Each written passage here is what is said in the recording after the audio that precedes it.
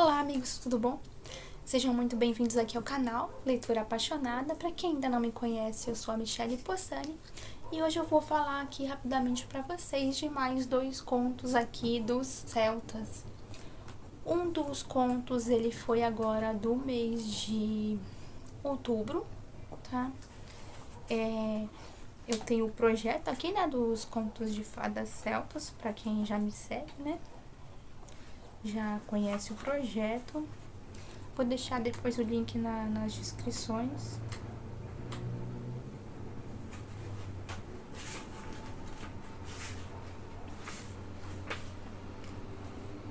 Vou falar aqui pra vocês rapidamente sobre esses contos que faltou fazer resenha, né? Eu tenho percebido... Tô procurando aqui o começo desse. Então, eu tenho percebido que a gente não tá tendo muita visualização aí sobre os contos. Já tô quase aqui no final, né, do projeto, mas então eu vou fazer assim mais resumidamente mesmo pra vocês aí a história, a lição, né, de moral do conto. Bom, então, continuando aqui, gente, da Caverna Encantada, eu vou falar resumidamente, né? Ele se trata de um conto que fala sobre o amor, sobre o poder do amor verdadeiro, tá? Arrumar aqui o ângulo. Então, aí conta a história de um príncipe que ele foi atraído para uma caverna encantada.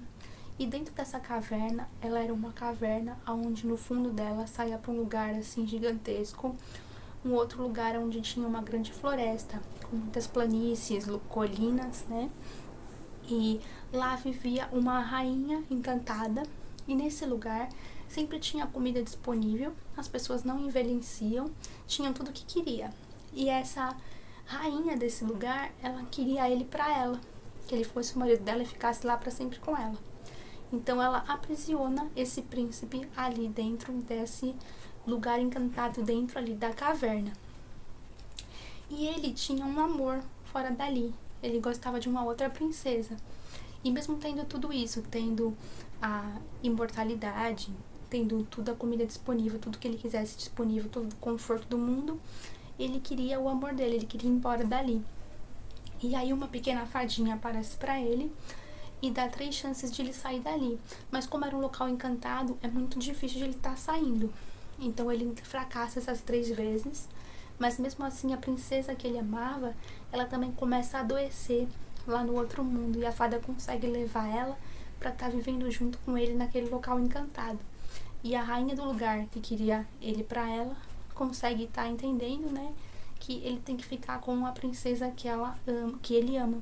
Aí consegue ali quebrar o encanto, e ele acaba ali, o amor verdadeiro vence, e ele fica ali com a princesa que ele ama naquele lugar encantado, onde eles têm juntos ali a imortalidade e tudo. Então esse o da Caverna Encantada, né, é um conto que mostra aí pra gente sobre o poder aí do amor verdadeiro. É mais um conto aqui dos contos de fadas celtas, e depois eu venho contar mais sobre o próximo conto, gente.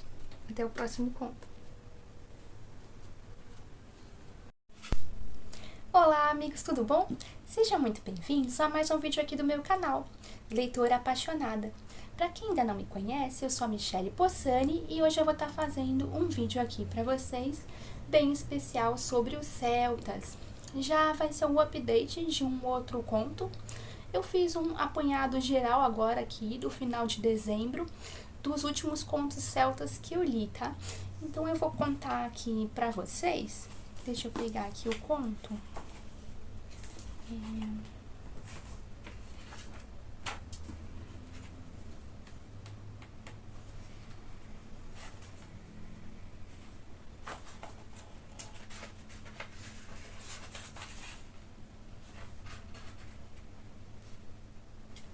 O último aqui que eu falei foi a Caverna Encantada.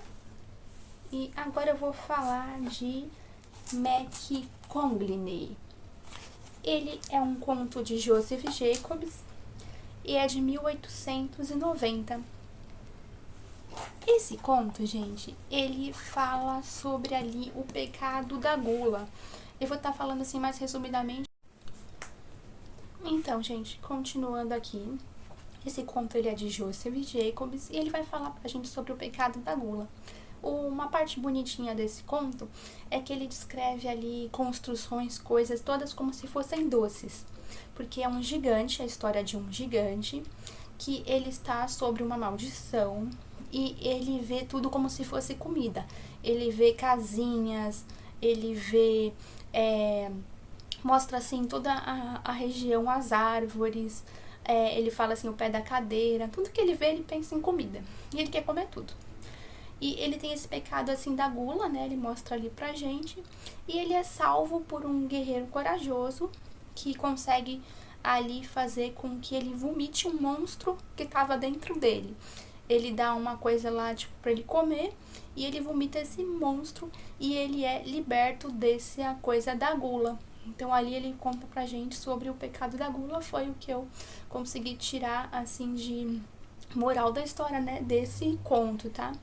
E ele não foi um dos que eu tenha mais gostado, mas eu achei interessante por tratar dessa parte aí dos pecados capitais, né, que fala. Deixa eu falar então do próximo conto, gente. Ele é um conto relativamente curto, não é um dos mais curtos do livro. No geral, eu gostei muito desse livro, trouxe bastante curiosidade, né, sobre a cultura aqui dos celtas. Deixa eu achar aqui o outro.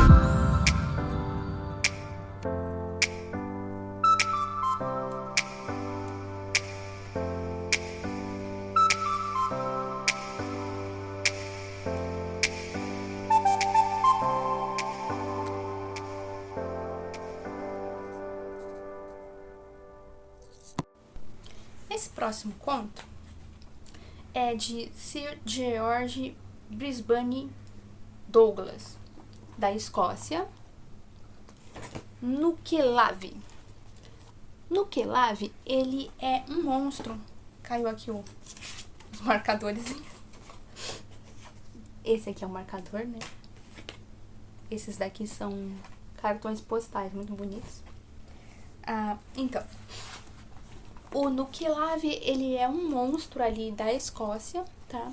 Ele é um conto de 1901 ele é um monstro ali super conhecido de lá, que ele seria um monstro que vive ali nas águas dos mares, mas ele é montado em um cavalo muito feio, eles descrevem horrível, assim, um monstro que ele não teria pele, teria, você conseguia ver as veias, assim, de sangues pretos, assim, saindo dele, misturado com sangue vermelho, e ele não teria pele, e teria um cavalo onde ele vem montado, e quando ele monta esse cavalo, ele pode ir ali pra terra, né? Tá matando as pessoas ali, indo atrás delas. E ele é um monstro que ele mostra assim gigantesco, maior do que um gigante, enorme. Esse cavalo alado também é gigantesco. E aí ele vem perseguindo as pessoas.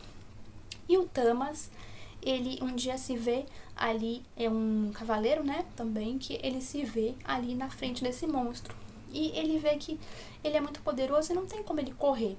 Se ele corresse, ele seria pego. Então ele resolve enfrentar o monstro. Ele para ali, fica de frente pro monstro com muito medo. E aí ele tem o mar de um lado e um lago, um grande lago que corre para um rio do outro. E esse monstro, por mais terrível que ele seja, ali onde eles descrevem, ele tem medo de água potável, de água limpa. E esse cavaleiro Tama sabe disso. Então ele aproveita a distração do monstro por ele ter enfrentado ele e não corrido assim imediatamente, e consegue correr até o lago. Atravessando esse lago, o monstro não vai atrás dele, porque ele tem medo aí dessa água limpa, dessa água potável. Aí a história que eu tirei, a moral que eu tirei melhor desse conto é que, tipo, por pior que o monstro seja, né, ele sempre tem alguma fraqueza, né, também. E esse é meio que um conto ali de terror. É o único meio voltado assim pro terror aqui do livro, de todos os que eu li, bem terror mesmo, assim, que descreve esse monstro de uma forma bem horrível e não tem nada assim de belo nesse conto, só que o menino consegue, né, o cavaleiro ali consegue ser salvo, tá? Então esse é mais um conto, eu vou contar mais um pra vocês. Esse, pessoal, é a Princesa Fínula e o Anão.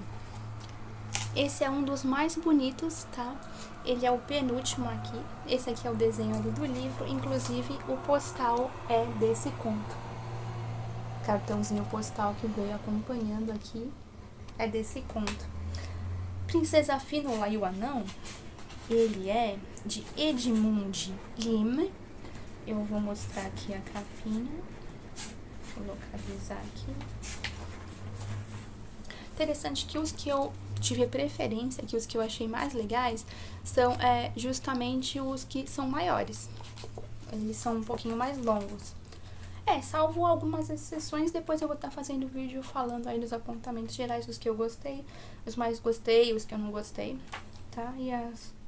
E deixar sempre o link aqui na descrição, deixa de ver de todas as resenhas que eu fiz desse livro, que foi meu projeto aqui de 2024, que me acompanhou aí durante todo o ano, né? Quem me seguiu aí, eu li 2 contos por mês nesse ano.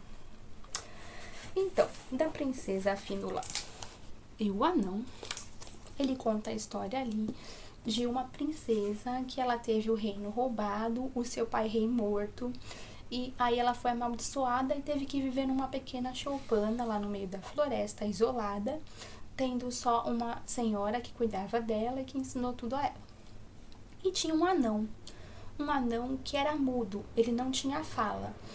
E aí esse anão, ele levava todo mês mantimentos dali para as duas. E elas não viam mais ninguém e nunca saíam dali. Não tinham contato nem com árvore, nem com pássaro. Não, árvore tinha, essa árvore que tinha lá. Não tinha contato com nenhum ser vivo, nem animais e nem humanos. Somente com o anão, que ia todo mês ali levar os mantimentos para elas. E esse anão não tinha fala, então ele não conversava com elas. Esse anão, ele se apaixona ali pela princesinha de rara beleza. E então, certo dia, quando ele tá voltando ali de levar os mantimentos, ele encontra um pequeno duende, ainda menor do que o anão. Ele entra ali na casinha do duende e o duende fala pra ele que existe uma forma de ele quebrar e ajudar a quebrar a maldição da princesinha, mas ele vai ter que pagar um preço.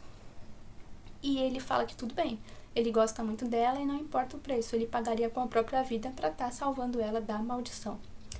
Então o duende devolve a fala a ele e mostra como que ele faz pra tá quebrando essa maldição. Ele tem que ir até uma ilha, pegar uma espada, um escudo e um outro artefato, que eu não lembro ao certo agora.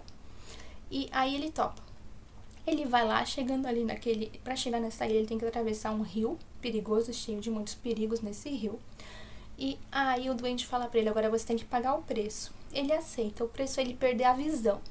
Ele recuperou a fala, agora ele vai perder a visão. Ele aceita. E mesmo sem visão, ele consegue chegar ali naquela ilha. A recompensa dele, ao chegar na ilha, é que ele consegue, né, ser liberto ali da maldição. A visão dele volta, então ele recupera a visão, a fala e também ele recupera a memória. Porque sem saber, ele também não tinha mais memória. Na verdade, ele era um belo príncipe, poderoso, e a princesinha também é liberta ali da maldição, porque na maldição ela não podia sair da choupana, ela não conseguia, mesmo que ela quisesse, ela ficava sempre presa àquela casinha.